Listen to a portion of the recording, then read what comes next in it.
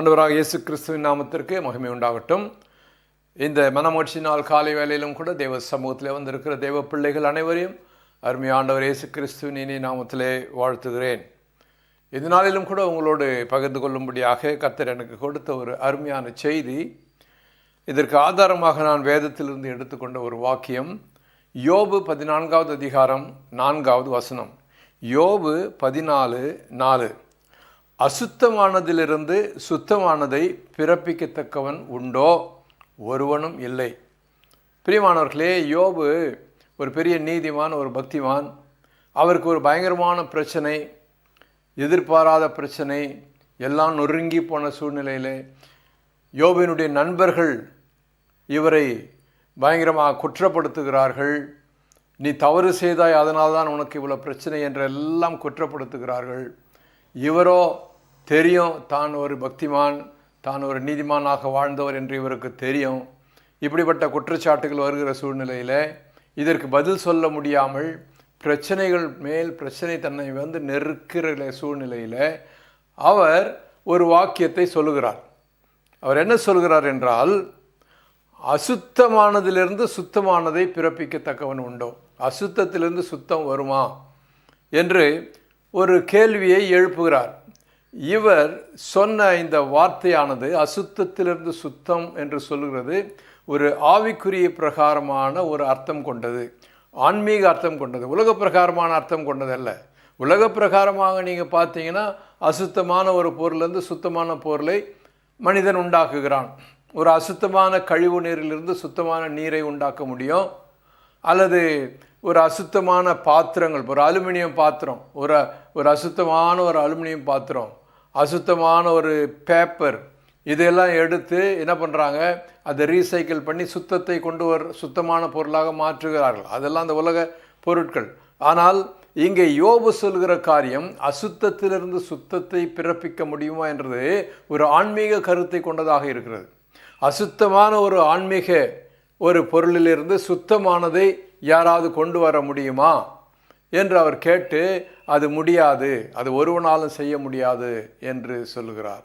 நிச்சயமாகவே ஒரு மனுஷனாலும் அசுத்தமானதிலிருந்து சுத்தத்தை கொண்டு வர முடியாது. வேத அடிப்படையில் நாம் பார்க்கும் பொழுது மனுஷன் இந்த உலகத்திலே பாவத்திலே பிறந்தான். பாவமான உலகம். இந்த பாவமான உலகிலிருந்து மனுஷன் சுத்தமான உலகத்தை பிறப்பிக்க முடியாது, மனுஷனால் முடியாது.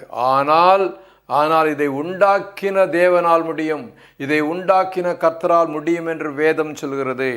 நாம் பார்க்கிறோம் லூக்கா சுவிசேஷம் 18வது அதிகாரம். லூக்கா சுவிசேஷம் 18வது அதிகாரம் 27வது வசனத்தில் இயேசு சொன்னார், லூக்கா 18:27, மனுஷரால் கூடாதவைகள் தேவனால் கூடும் என்றார். ஆம், ஒரு மனுஷன் தன்னைத்தானே ரட்சித்து கொள்ள முடியாது, தன்னைத்தானே பாவச்சேற்றிலிருந்து மீட்டு கொள்ள முடியாது, பாவ உலகத்திலிருந்து தன்னை மீட்டு கொள்ள முடியாது. ஆனால் தேவன் அந்த மனுஷனை சுத்தப்படுத்துவார் என்று வேதம் சொல்கிறது. மனுஷன் தன்னைத்தானே அல்லது இந்த பாவமான இந்த உலகத்தை மனுஷனால் மாற்ற முடியாது, ஆனால் தேவனால் முடியும். பாருங்கள், இதற்கு ஆதாரமாக சில வேதத்திலிருந்து சில வசனங்களை நான் உங்களுக்கு சொல்ல விரும்புகிறேன்.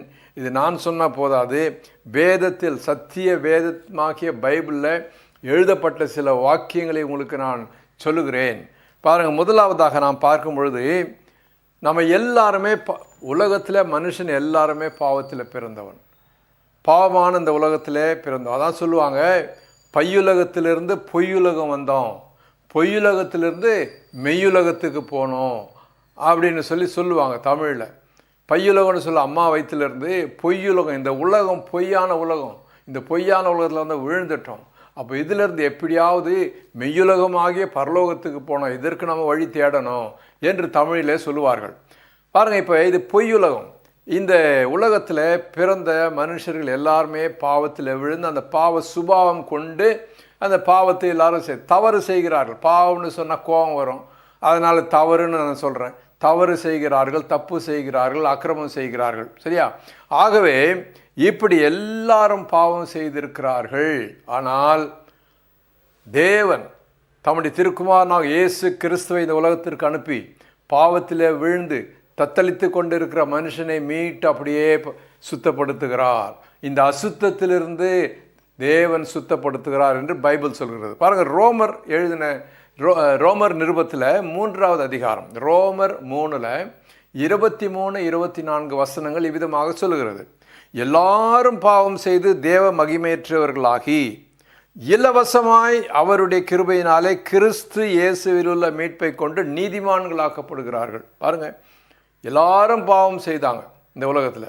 எல்லாரும், சின்ன குழந்தைய கேளுங்க, அது கூட ஒரு பேச தெரிய ஆரம்பிக்கும் போதே போய் பேசுது, பேச தெரிய ஆரம்பிக்கும் போதே சண்டை போடுது. அப்படியாக அந்த சுபாவம், நம்ம குற்றம் சொல்லி பிரயோஜனம் இல்லை. அந்த சுபாவம், பாவ சுபாவம் இந்த உலகத்தில், இந்த பொய் உலகத்தில். ஆகவே இதை தேவன் சீர்படுத்துகிறார். தேவனால் மட்டுமே சீர்படுத்த முடியும். அதற்காக தேவன் தன்னுடைய திருக்குமாரனாகிய ஆண்டவராகிய இயேசு கிறிஸ்துவை இந்த உலகத்தில் அனுப்பி நம்மையெல்லாம் அந்த பாவ சுபாவத்திலிருந்து மாற்றுவதற்காக அவருடைய மீட்பை கொடுக்கிறார். பாருங்கள், எல்லாரும் பாவம் செய்து தேவ மகிமையற்றவர்களாகின்னு சொல்லிட்டு 24வது வசனத்தில் இலவசமாய் அவருடைய கிருபையினாலே, அதாவது தேவனுடைய கிருபையினாலே கிறிஸ்து இயேசுவில் உள்ள மீட்பை கொண்டு நீதிமான்களாக்கப்படுகிறார்கள். பாவத்தில் பிறந்தவர்கள் நீதிமான்களாக்கப்படுகிறார்கள் இயேசு கிறிஸ்துவின் மூலமாக. இது தேவன் செய்கிறார். ஆகவே ஒரு அசுத்தமான பொருளிலிருந்து சுத்தமான பொருளை தேவன் உண்டாக்குகிறார். மனிதர்களாகிய நாம் இந்த பொய்யுலகத்திலே அசுத்தமானவர்களாக, பாவம் செய்கிறவர்களாக பிறந்தோம். நம்மை இயேசு கிறிஸ்துவை கொண்டு தேவன் நீதிமான்களாக, நீதியை செய்கிறவர்களாக, பாவமற்றவர்களாக அவர் மாற்றுகிறார் என்று வேதம் சொல்கிறது. ஹல்லேலூயா. உங்களுக்கும் பாவமற்றவர்களாக மாற வேண்டும் என்று சொன்னால் ஆண்டவராக இயேசு கிறிஸ்துவை உங்களுடைய சொந்த இரட்சகராக, தெய்வமாக இன்றைக்கு ஏற்றுக்கொள்ளுங்கள். இன்றைக்கு அவர் உங்களை மாற்ற முடியும். ஹல்லேலூயா, ஸ்தோத்திரம். அடுத்தபடியாக பாருங்கள், வேதத்தில் நாம் பார்க்கிறோம், பொல்லாப்புக்குள் கிடக்கும் இந்த உலகத்தை பரிசுத்த உலகமாக தேவன் மாற்றுகிறார். இந்த உலகம் பொல்லாப்பில் கிடக்கிறது.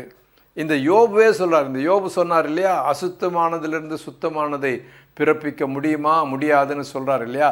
இந்த யோபு சொல்கிறாரு, யோபு 9வது அதிகாரம் 24வது வசனத்தில் உலகம் துன்மார்க்கர் கையில் விடப்பட்டு இருக்கிறது அப்படின்னு சொல்கிறார். இந்த யோபு, இந்த நீதிமான், இந்த பக்திமான் எழுதுகிறாரு, இந்த உலகம் துன்மார்க்கர் கையில் விடப்பட்டு இருக்கிறது. இது நம்ம எல்லாருமே ஒத்துக்குவோம். ஒரே துன்மார்க்கம் தான். வந்து பேப்பர் திறந்து பாருங்கள், என்ன அக்கிரமம், என்ன அட்டூழியங்கள். பேப்பர் முழுசுமாக, நியூஸ் பேப்பர் முழுதுமாக இதுதான் இருக்குது. பாருங்கள், அப்படி நாம் பார்க்கும் பொழுது இந்த உலகம் துன்மார்க்கர் கையில் விடப்பட்டு இருக்கிறதுன்னு சொன்னார். அதே மாதிரி நீங்கள் புதிய ஏற்பாட்டில் வரும்பொழுது யோவான் என்ற அப்போஸ்தலர் 1 யோவான் 5:19 1 யோவான் 5:19 பார்க்கும் பொழுது நாம் தேவனால் உண்டாயிருக்கிறோம் என்றும் உலகம் முழுவதும் பொல்லாங்கனுக்குள் கிடக்கிறது என்றும் அறிந்திருக்கிறோம். இந்த உலகம் எல்லாம் பொல்லாங்கனுக்குள் கிடக்கிறது. ஆனால் அருமையானவர்களே, இந்த பொல்லாங்கனுக்குள் கிடக்கிற இந்த உலகத்தை தேவன் முழுமையாக, இந்த உலகம் முழுமையாக பரிசுத்தமாக மாற்றப் போகிறார். ஒரு காலம் வரும், ஆண்டவராக இயேசு கிறிஸ்து ராஜாவாக இந்த உலகத்தில் இறங்கி வந்து இதே பூமியை அவர் அரசாள போகிறார்.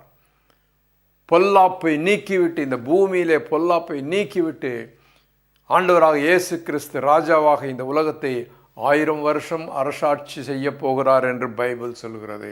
அந்த காலத்திற்காக நாம் எதிர்பார்த்து கொண்டிருக்கிறோம். அந்த காலம் எப்படி இருக்குமா பாருங்கள். ஏசாயா தீர்க்கதரிசி பல நூற்றாண்டுகளுக்கு முன்பு, கிறிஸ்து பிறப்பதற்கு பல நூற்றாண்டுகளுக்கு முன்பே ஏசாயா என்ற தீர்க்கதரிசி எழுதியிருக்கிறார். அது வேத புத்தகத்தில் பதிவிடப்பட்டு இருக்கிறது. ஏசாயா 11வது அதிகாரம் 9வது வசனத்தில், ஏசாயா 11:9 என் பரிசுத்த பர்வதம் எங்கும் தீங்கு செய்வார் இல்லை, கேடு செய்வார் இல்லை, சமுத்திரம் ஜலத்தினால் நிறைந்திருக்கிறது போல கர்த்தரை அறிகிற அறிவினால் நிறைந்திருக்கும் அப்படின்னு சொல்கிறார். ஹல்லேலூயா, ஸ்தோத்திரம். பிரியமானவர்களே, பரிசுத்த பர்வதம்னு சொல்லும்போது இந்த உலகம் முழுவதும் அவருடைய பர்வதமாகும். அவர் வீற்றிருக்கிற சிங்காசனமாக இந்த உலகத்தில் அவர் சிங்காசனத்தில் வீற்றிருந்து இந்த உலகம் முழுவதையும் தன்னுடைய ஆட்சிக்குள்ளே கொண்டு வருவார். அப்போ சொல்கிறாரு, இந்த உலகம் முழுவதும் பரிசுத்த பர்வதமாக மாறும். இங்கே பொல்லாப்பு செய்கிறவங்க கிடையாது, தீங்கு செய்கிறவங்க கிடையாது. ஏன்னு சொன்னால், தீங்கை பிறப்பிக்கிற பிசாசானவன், சாத்தான் என்று சொல்கிற பிசாசானவனை கட்டி பாதாளத்தில் ஒரு 1000 வருஷம் அவனை அரெஸ்ட் பண்ணி போடுவாங்க அப்படின்னு சொல்லி வேதம் சொல்கிறது.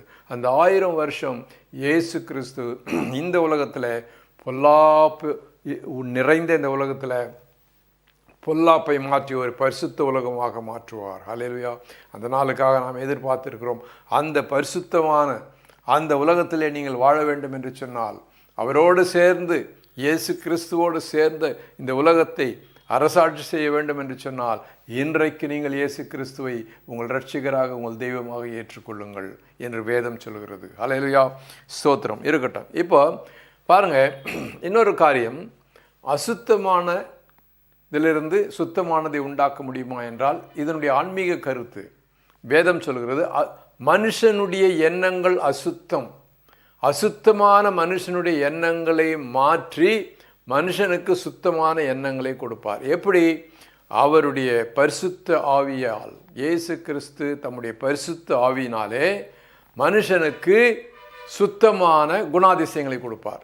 இந்த மாமிசம், மனுஷனுடைய இந்த மாமிசம், இந்த சரீரம் அசுத்தமான குணாதிசயங்களை பிறப்பிக்கிறது.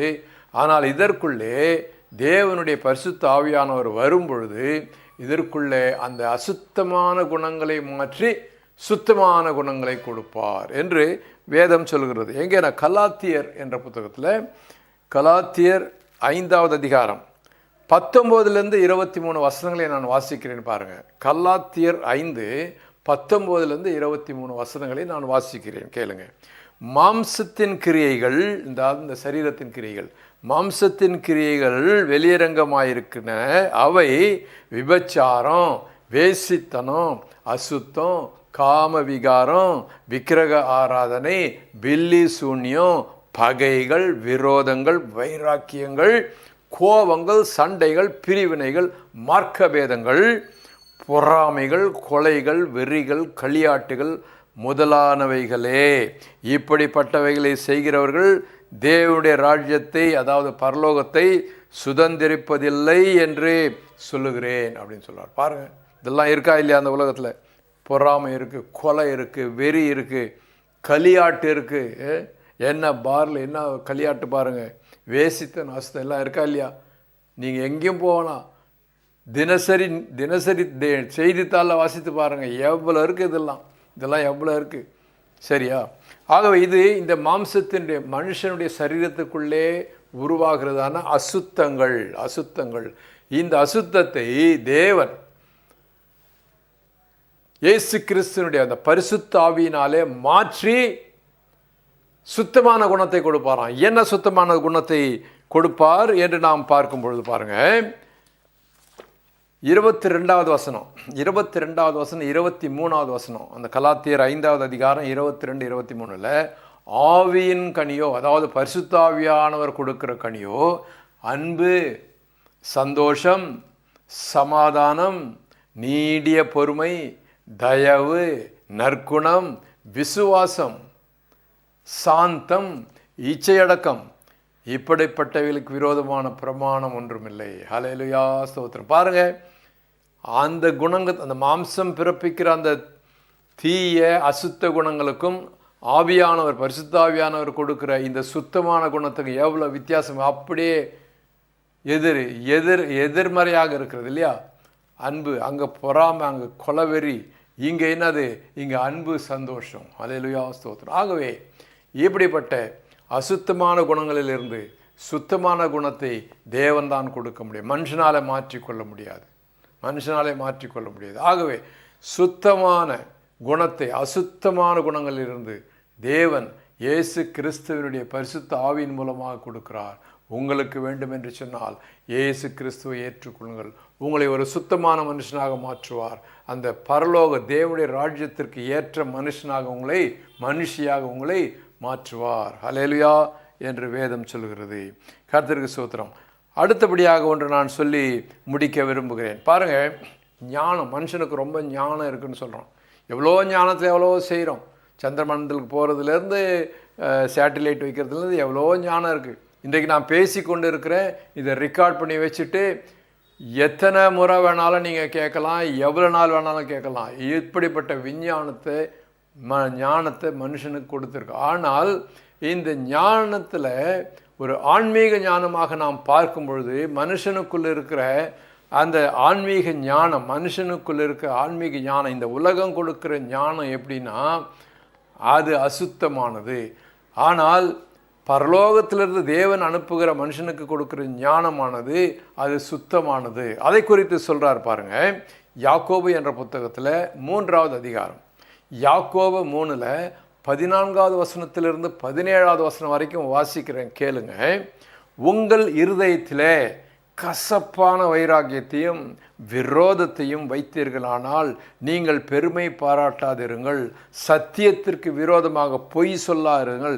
இப்படிப்பட்ட ஞானம் பரத்திலிருந்து வராமல் லௌகீக சம்பந்தம், இந்த உலக சம்பந்தமான ஜென்ம சுபாவ பாவத்துக்குரியதும் பேய்த்தனத்துக்கு அடுத்ததுமாக இருக்கிறது.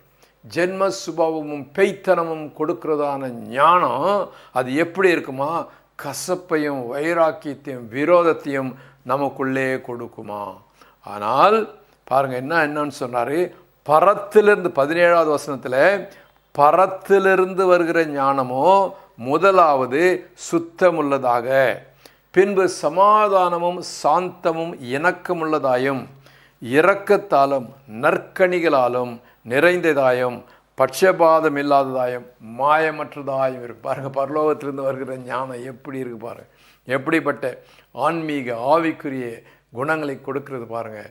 உங்களுக்கு பரலோகத்திலிருந்து இறங்கி வருகிற அந்த சுத்தமான ஞானம் வேண்டுமா? ஞானத்தின் அதிபதியாகிய இயேசு கிறிஸ்துவை அண்டிக் கொள்ளுங்கள். அவரை இன்றைக்கு உங்கள் உலக ரட்சகராக ஏற்றுக்கொள்ளுங்கள். அசுத்தமான இந்த உலகத்தில் நாம் வாழ்ந்து கொண்டிருந்தாலும் கூட இந்த அசுத்தத்திலிருந்து தேவன் இயேசு கிறிஸ்துவின் மூலமாக சுத்தமானதை உருவாக்குகிறார். உங்களையும் இந்த அசுத்தமான உலகத்திலே நாம் வாழ்ந்தாலும் உங்களையும் சுத்தமானவர்களாக மாற்றி அந்த பரலோகத்திற்கு, தேவனுடைய ராஜ்யத்திற்கு நீங்கள் போகத்தக்கதாக உங்களையும் ஆயத்தப்படுத்துவார், தகுதிப்படுத்துவார். ஆண்டவராக இயேசு கிறிஸ்துவை ஏற்றுக்கொள்ளுங்க. அவர் உங்களை ஆசீர்வதிப்பார், உங்கள் தேவைகளை சந்திப்பார். கண்களை மூடி செபிப்போம். எங்கள் அன்பின் ஆண்டவரே, உம்மை ஸ்தோத்திரிக்கிறோம் கர்த்தாவே. இந்த நாளிலும் கூட இந்த வசனங்களை கேட்ட மக்களை ஆசீர்வதிப்பீராக. ஆண்டவரே, இந்த உலகம் அசுத்தமானது, பொல்லாப்பு நிறைந்தது. அதை தினசரி நாங்கள் செய்தித்தாளில் பார்க்குறோம். எங்களுக்கு வேறு விட்னஸ், வேறு சாட்சி எதுவும் தேவையில்லை. ஆண்டவரே, வருகிற அத்தனை செய்தித்தாள்களும் எங்களுக்கு சொல்லுகிறது. ஆகவே இந்த அசுத்தமான உலகத்தில் நான் கரைப்பட்டு இங்கேயே வாழ்ந்து ஆண்டவரே, என்னுடைய வாழ்க்கையை நான் கெடுத்து கொண்டு கடைசியிலே நான் சாகும்போது நரகத்துக்கு போகாதபடிக்கு என்னை இந்த அசுத்தமான உலகத்தில் சுத்தமானவனாக மாற்ற உம்மால் கூடும் என்று விசுவாசிக்கிறேன். ஆண்டவரே, வந்து கேட்ட பிள்ளைகள் அனைவரையும் நீர் சுத்தமானவர்களாக மாற்றும். இயேசு கிறிஸ்துவை ஏற்றுக்கொண்டு சுத்தமானவர்களாக மாற எல்லாருக்கும் கிருபை தாரும், ஆசீர்வதியும். யார் யார் எந்தெந்த நோக்கத்தோடு வந்தார்களோ அந்தந்த நோக்கங்களை நிறைவேற்றும். அவர்களுடைய தேவைகளை சந்தியும், பிரச்சனைகளை அப்புறப்படுத்தும், பலவீனங்களை அப்புறப்படுத்தும். கர்த்தாவே, சுகவீனங்களை அப்புறப்படுத்தி சுகப்படுத்தும், ஆசீர்வதியும். இயேசுவின் மூலம் வேண்டிக் கொள்கிறோம் நல்ல பிதாவே. ஆமேன், ஆமேன்.